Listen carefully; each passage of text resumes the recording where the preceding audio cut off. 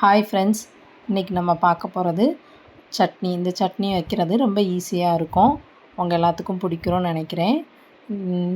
சட்னிக்கு தேவையான பொருட்களை ஃபஸ்ட்டு பார்த்துடலாம். உளுந்தம்பருப்பு, கடலைப்பருப்பு, மல்லி இலை, ஒரு நறுக்கிய தக்காளி, ஒரு பல்லாரி நறுக்கியது, சிறிதளவு தேங்காய், 2 வத்தல். இதுதான் தேவையான பொருட்கள். இதை வச்சு நம்ம பார்க்கலாம். தேவையான அளவு எண்ணெய் ஊற்றிக்கிடணும். ஆயில். நான் தேங்காய் எண்ணெய் தான் யூஸ் பண்ணுறேன். இதில் வயிற்று புண்ணெல்லாம் ஆற்றும், அதனால் இதை நான் யூஸ் பண்ணுறேன். ஃபஸ்ட்டு நம்ம கடலைப்பருப்பு போட்டுக்கிடணும் சிறிதளவு. அப்புறம் உளுந்தம்பருப்பு சிறிதளவு போடணும். இது நல்ல மணமாகவும் நல்ல டேஸ்ட்டும் கொடுக்கும் நம்ம சட்னிக்கு. அதனால தான் இது யூஸ் பண்ணுறேன். ஃபஸ்ட்டு இந்த ரெண்டையும் நல்லா வதக்கணும். இது ப்ரௌன் கலரில் சேஞ்ச் ஆகுதுண்டியும் நம்ம வதக்கணும்.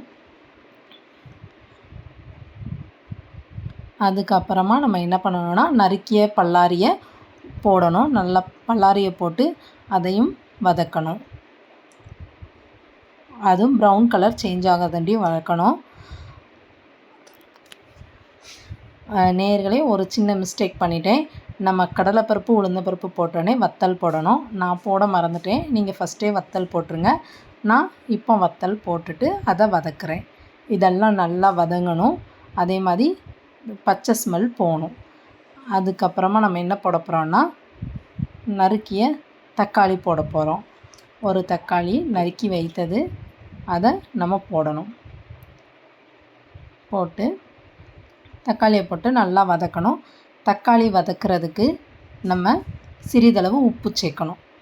உப்பு சேர்த்துட்டோன்னா தக்காளி நல்லா வதங்கும். இதை நல்லா வதக்கணும்.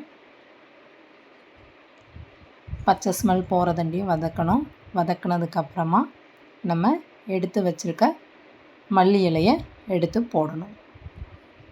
சிறிதளவு மல்லி இலை போட்டு இப்போது நம்ம இதையும் சேர்த்து நல்லா வதக்கணும்.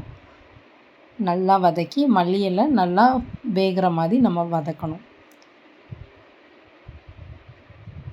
நல்லா வதக்கினதுக்கப்புறமா நம்ம நறுக்கிய தேங்காயை உள்ளே போடணும். தேங்காய் ஒரு கைப்பிடி அளவு போட்டால் போதும். இதை போட்டு நல்லா வதக்கணும். தேங்காயை எதனால் வதக்குறோன்னா, நம்ம சட்னி கெட்டு போகாமல் இருக்கும். தேங்காயை நம்ம எண்ணெயில் போட்டு வதக்கிறதால சீக்கிரமாக கெட்டு போகாது. அதனால தான் நம்ம வதக்குறோம். இதெல்லாத்தையும் நல்லா வதக்கிட்டு அதுக்கப்புறம் இதை ஆற விடணும். இதை ஆறுனதுக்கப்புறமா ஜாரில் சேஞ்ச் பண்ணிவிட்டு நம்ம தேவையான அளவு சால்ட்டு சேர்த்துக்கிறோம்.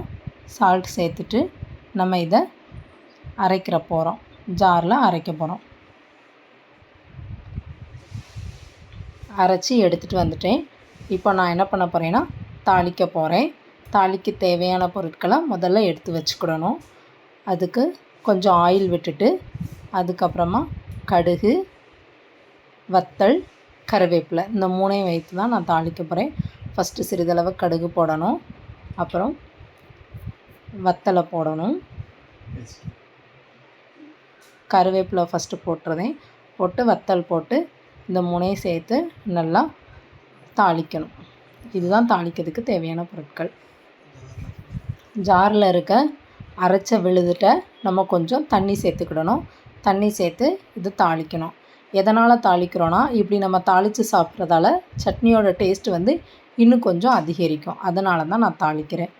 இது தாளித்து கொஞ்சம் பச்சை வாடை போவதுலையும் ஒரு 2 கொதி வந்தோடனே நம்ம சர்வ் பண்ணிக்கலாம்.